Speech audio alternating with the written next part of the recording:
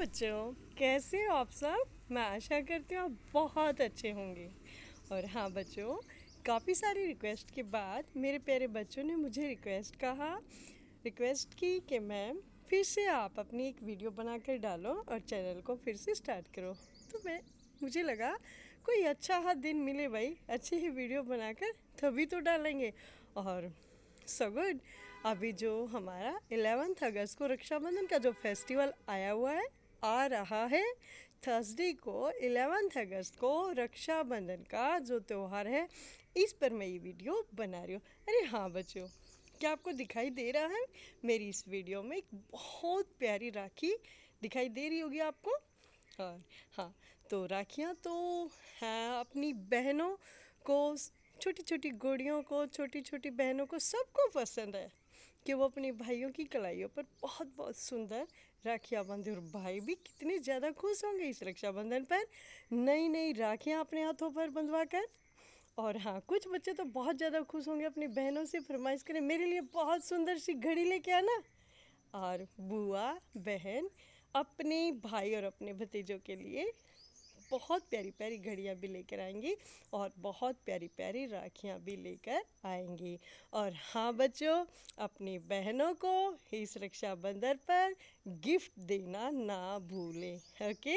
और हाँ बच्चों, चलिए, रक्षाबंधन पर मैंने ये वीडियो क्यों बनाई है, तो हाँ बच्चों, मैं चाहती हूँ आप रक्षाबंधन मना तो रहे हैं, राखियाँ बांध भी रही हैं बहनें और भाई बंधवा भी रहे हैं।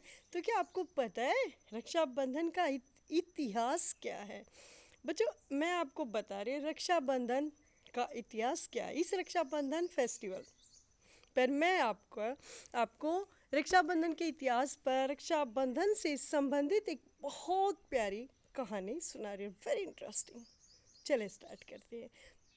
हाँ बच्चों, सबसे पहले 6000 वर्ष पूर्व पहले रक्षाबंधन की स्टार्टिंग भगवान कृष्ण और द्रौपदी के बीच स्टार्ट हुआ था। कैसे हुआ था?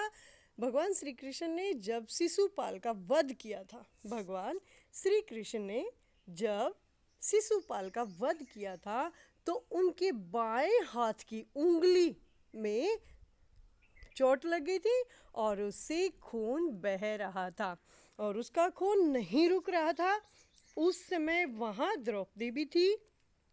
द्रौपदी ने अपनी साड़ी का एक पल्लू फाड़कर और भगवान श्री कृष्ण के कलाई पर बांध दिया, यानी कि उनकी उंगली पर बांध दिया।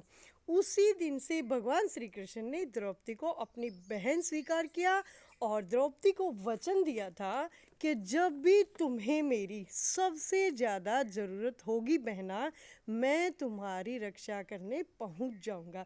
तो हाँ बच्चों, आपको ये भी पता होगा कि जब हस्तिनापुर में द्रौपदी के साथ चीरहरण हुआ, यानी कि पांडवों ने जब द्रौपदी को हरा दिया था, जब पांडव कौरवों के गुलाम हो गए थे, तो जब द्रौपदी का चीरहरण हुआ, कोई भी उसको बचाने नहीं आया, तो द्रौपदी ने भगवान श्री कृष्ण का स्मरण किया और उसी राखी के बंधन से बंधे हुए भगवान श्री कृष्ण द्रौपदी की रक्षा करने के लिए आ गए। तो ये होता है बच्चों रक्षाबंधन, यानी कि जो द्रौपदी ने भगवान श्री कृष्ण के हाथ पर जो पट्टी के रूप में जो धागा बांधा था, वो रक्षाबंधन था। उसी से भगवान कृष्ण ने वचन दिया था अपनी बहन द्रौपदी को कि मैं तुम्हारी दैव रक्षा करूँगा।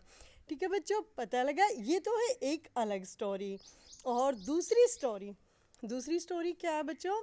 अच्छा हाँ, रक्षाबंधन पर एक और बात बच्चों, बीच बीच में छोटा मैं टॉपिक ले रही हूँ। और हाँ, मेरी जो इसमें आपको वीडियो में जो दिखाई दे रहा है रसगुल्ले गुलाब जामुन कुछ भी रखा हुआ है, तो पहले आप कुछ मीठा खा लीजिए।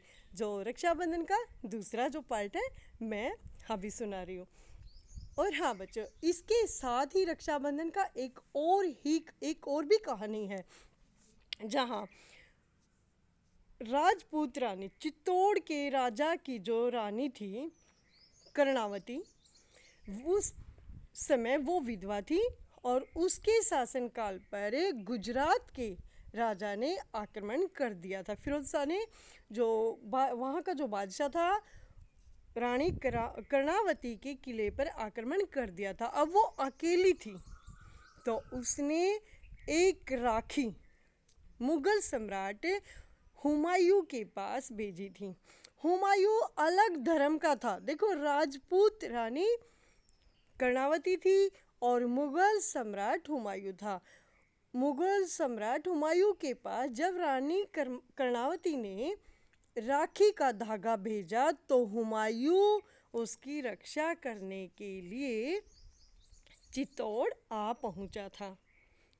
ठीक है, तो बच्चों सिर्फ एक राखी के धागे के कारण ही हुमायूं दूसरे धर्म का होकर भी रानी कर्णावती की रक्षा करने के लिए उसके राज में पहुंच गया था।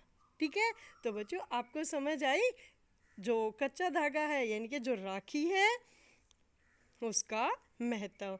तो ठीक है बच्चों, हैप्पी रक्षाबंधन और very very very happy Rakshabandhan. अच्छे से मनाना और बहनों को गिफ्ट देना ना भूलें बच्चों। और हाँ, इसके साथ ही मैं आपको एक और बात बताती हूँ बच्चों, रक्षाबंधन केवल भाई और बहन का ही रिश्ता नहीं है। भाई और बहन ही राखी का त्यौहार नहीं मना सकते हैं बच्चों। इस त्यौहार को कोई भी अपनी रक्षा के लिए, कोई भी बहन अपनी रक्षा के लिए अपनी माता को, पिता को, भाई को, किसी को भी राखी बांध सकती हैं ताकि वो भविष्य में आपकी रक्षा करें। ठीक है, और हर भाई का हक होता है, जिसको भी राखी बंधी हुई है हर भाई का हक होता है वो अपनी बहन की रक्षा ज़रूर करे।